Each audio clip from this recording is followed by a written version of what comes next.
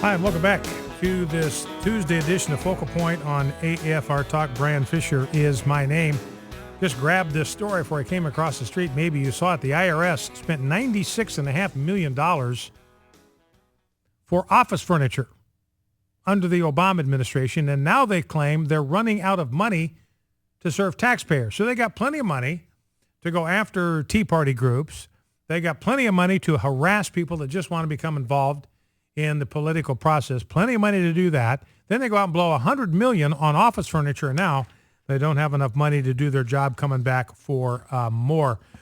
And here's a story about an Obamacare contractor. This is healthcare. We're going to get back to this in a little bit, talk more about this healthcare debacle. This whole thing is a complete and utter absolute disaster. Ladies and gentlemen, do not listen to any Republican voice that tells you that we need to try to fix this thing. We need to keep what's good and get rid of what's bad. There is nothing good, nothing redeemable in Obamacare. Here's a story from a local television station, KMOV, about an Obamacare contractor called Serco. It's they've got $1 billion contract for Obamacare. They are paying hundreds of local workers at a processing center who spend all day doing nothing. There is no work to be done. And these people are there being paid to help people get insurance under Obamacare. Well, the window is closed. They're no longer offering it. These people sit there and stare at computer screens all day. It's a $1 billion program. People literally getting paid to sit around and do absolutely nothing. Doing nothing. That's $1 billion right down a rat hole. Now, I mentioned at the top of the hour that last night was actually a little bit difficult for me. I'll be honest with you. It was I don't know what word to use. It was depressing would be too strong a word, but it was deflating. Let me use that word. It was deflating, like somebody just let the air right out of my tires, because yesterday afternoon, a federal magistrate in Idaho, my home state, where I lived for 29 years, where Debbie and I lived for 29 years, both of our children born and raised there. And she set aside, she overturned Idaho's marriage amendment. Now, this is personal to me because I am a co-author of the marriage amendment. I helped to write that thing back in 2005. And I devoted the better part of a year of my life to that project, focused on that virtually to the exclusion of just about anything else. I had just started a pro-family organization. That was the first project that we took on. Now, what had happened back in 2005, to give you some backstory there, the Idaho lawmakers, including the Speaker of the House and the Senate Pro Tem and other lawmakers in leadership, were being besieged everywhere they went. When are we going to get a marriage amendment in Idaho? Remember, 2004, Ohio had a marriage amendment on the ballot, and it probably gave the presidency to George W. Bush. The fact that people turned out in droves in Ohio to vote for the marriage amendment, while they were there, they voted for George Bush. So anyway, Republicans, citizens in Idaho saying, look, we need to have a marriage amendment here. We need to get this issue out of the hands of activist judges. We need to elevate protection for marriage to the state constitution. So we were approached. Several of us were invited to a meeting with the Speaker of the House and the Senate Pro Tem and others in the leadership of the Idaho legislature. And I'd gotten to know them when I served as a chaplain several years before that of the Idaho legislature. So we were invited, me and several other pro-family leaders, to a meeting. And the leadership of the Idaho legislature, this is late fall of 2005, said, look, we want to present a marriage amendment to the legislature and to the people of Idaho this year. Will you draft an amendment for us? And they said to us, look, you go away, you work on the language, and whatever language you come up with, you present it to us. You bring it back to us in a month, bring it back to us in the middle of December, and we will run whatever you bring to us. So they gave us carte blanche to craft the language for a marriage amendment. So we spent the better part of a solid month. I mean, this was constant email exchanges and phone conversations and meetings over the course of a month to craft the language for this amendment. A lot of effort, a lot of work went into it, very carefully written language. So by the middle of December, we had language. We brought it to the leadership of the Idaho legislature. They said, this looks good. Then they introduced it in January. We were the ones that were out there writing columns, letters to the editor, daily briefs, issuing press releases. We were arranging for people to give testimony in committee hearings. to move this bill forward in both the House and the Senate side. And the way the amendment process works in Idaho, you have to have a proposed amendment has got to pass each house of the Idaho legislature with at least 67%. Well, we beat that standard. We had more than 75% in both the House and in the Senate that voted for this marriage amendment. So it passed the House. That put it on the ballot in November. So from early spring, say March, when the amendment passed the Idaho legislature, we spent the next months until November, the next 7-8 months, working nonstop to get the word out about this amendment, to make people aware of what it would do, to give the reasons for it, to urge people to turn out and vote for it. And when the time came for people to go to the polls in November of 2006, it passed with 63% of the vote. So it won 63-37. That is a landslide in electoral politics. Now, other states had greater vote margins, but it doesn't matter. It passed, and it passed decisively, overwhelmingly. I mean, that is a tsunami in politics, 63-37. Now, my point here is this very clearly represented the will of the people of the state of Idaho. It represented the will of our elected officials, the people that we had voted for and sent to the state capitol to establish public policy for us. They voted by more than 75% that this is what they wanted in the state constitution. Then it went directly to the people, and I think that's appropriate. Anytime you amend the Constitution, the people have to do it. This is the supreme legal document. The people are the only ones that ultimately have the authority to amend the Constitution. And they voted 63-37 to do it. So you have the elected representative of the state of Idaho. You have the people of the state of Idaho overwhelmingly, decisively saying this is the public policy when it comes to marriage that we want in our state.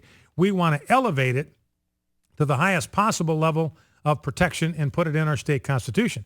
Then along comes this federal magistrate. Her name is Candy Dale. Think about that for a minute. We've got somebody named Candy who is imposing on us the most significant public policy decisions of our time. I mean, it's just getting ludicrous after a while.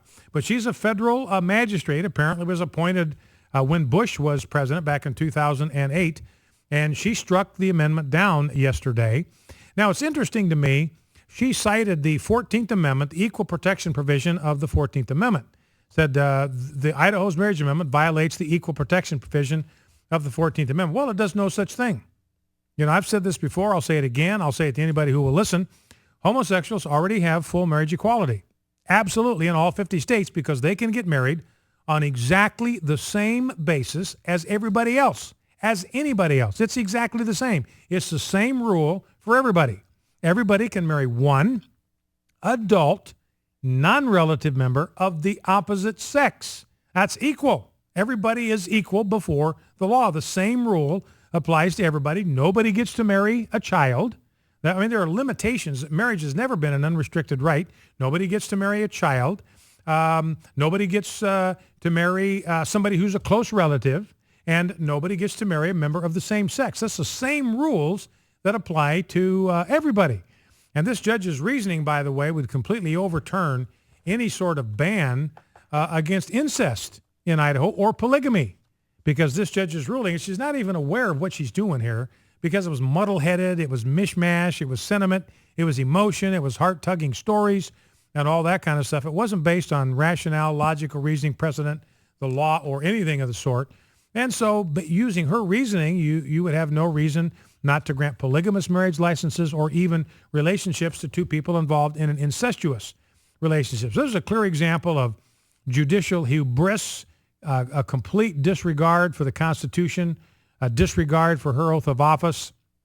You know, she took that part of our Constitution, a solemn part of our Constitution dealing with the cornerstone of society, and she treated it like it was a sandwich wrapper that she could crumple up and sweep into the trash. You know, and she's like one of these judicial activists that swing their gavels like sledgehammers, and they destroy and pulverize anything that gets in their way, and this is what she did. Now, by the way, the 14th Amendment, she relied on something called the incorporation doctrine. This is the worst example of judicial activism in Supreme Court history. This is this conceit that the 14th Amendment incorporates the Bill of Rights against the states, makes the First Amendment and what other parts of the Bill of Rights incorporates them against the states, makes them binding upon the states. Well, it's absolutely wrong from a historical legal standpoint. Clarence Thomas just eviscerated the incorporation doctrine in his concurring opinion in the Greece prayer ruling. But this judge admitted that there is no mention of marriage in the Bill of Rights. Let me see if I can find the exact quote. Marriage is not mentioned in the Bill of Rights. I mean, this is just absurd, because here she's saying the 14th Amendment incorporates the Bill of Rights against the states. Therefore, I have to rule for sodomy-based marriage because the 14th Amendment incorporates the Bill of Rights against the states. And then she admits marriage is not in the Bill of Rights.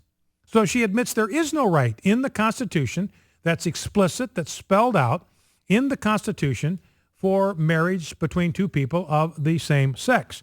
And not only that, she ignores the ruling of the Supreme Court itself, because she is imposing, as a federal judge, she is imposing her will on the people, the citizens of the state of Idaho. And this is even in defiance on her part of the Supreme Court of the United States. I'm going to read excerpts from their ruling in the Windsor case. This is back in 2012. Here's what the court, and listen very carefully.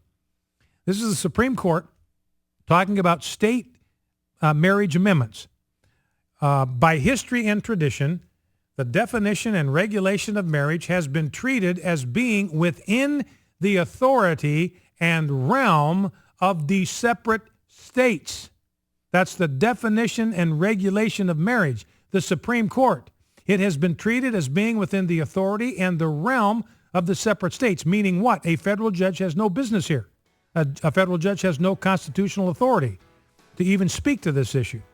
The federal government has deferred to state law policy decisions with respect to domestic relations. Again, I repeat, the federal government throughout our history has deferred to state law policy decisions with respect to domestic relations. The state's power in defining the marital relation is of central relevance, and states possess the historic and essential authority to define the marital relations. So she trashed all of that, trashed the state constitution of Idaho, federal constitution, defied the ruling of the Supreme Court, and that's why I have called on Governor Butch Otter, who claims to be an outspoken advocate for states' rights.